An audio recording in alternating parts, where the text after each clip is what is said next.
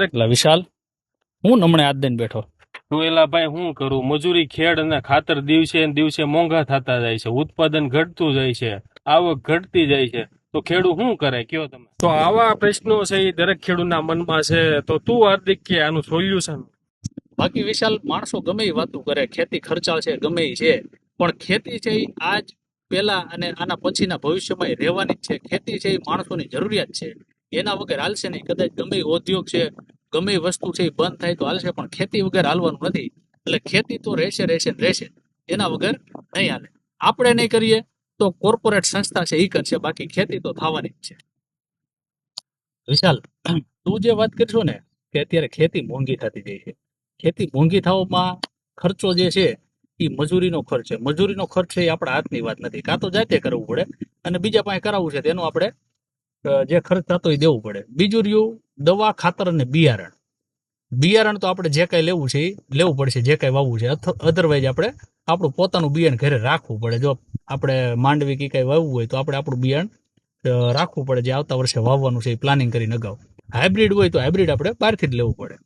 પછી રહી વાત દવા ને બિયારણ, દવા ને ખાતર, સોરી.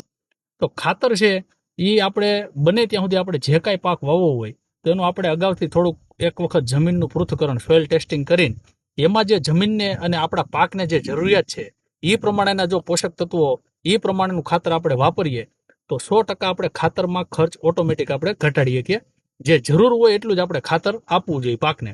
વધારે પ્રમાણેનું ખાતર છે એ આપણે આપીએ છીએ. આ યુરિયા આપણે આપણા ગામની વાત, યુરિયા આપણે ઘણા બધા વાપરતા છે અને પુષ્કળ પ્રમાણમાં સસ્તું આવે એટલે વાપર્યા કરે. યુરિયા વધારે આપીએ એ કાં તો જમીનમાં ઉતરી જાય છે પાણી હારે, કાં હવામાં ઉડી જાય છે.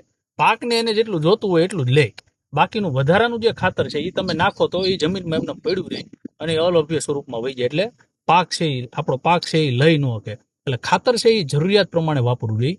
બીજી વાત રહી દવાની, અને આમાં ગણો તો આપણે ખેતીમાં જે મેઇન ખર્ચો હોય દવાને ખાતરનો થોડોક વધારે હોય છે, એનો ભાગ વધારે હોય છે.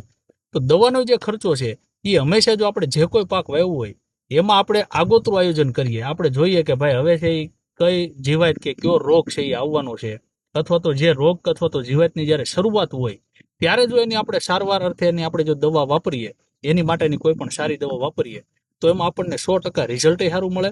અને જો શરૂઆતમાં વાપરીએ છીએ તો ઓછા ખર્ચે આપણને એનું રિઝલ્ટ છે એ સારામાં સારું મળશે. એટલે આ ધ્યાન રાખવું પડે. બીજું આપણે ખેતી છે આપણે જે પરંપરાગત ખેતી કરીએ, આપણે કપાસ ને માંડવી ને એ આપણે વધારે વાવતા હોય તો એની બદલે આપણે થોડુંક બીજા પાક છે એમાં જવું પડે અને ખેતીને એ ધંધા તરીકે લેવી પડે. બીજા પાકની વાત કરીએ તો કે જે હાવ અલગ હોય, કે જેની આપણે માર્કેટમાં હરેક વસ્તુ વેચાઈ જતી હોય એ ટાઈપના પાક છે એ વાવીએ.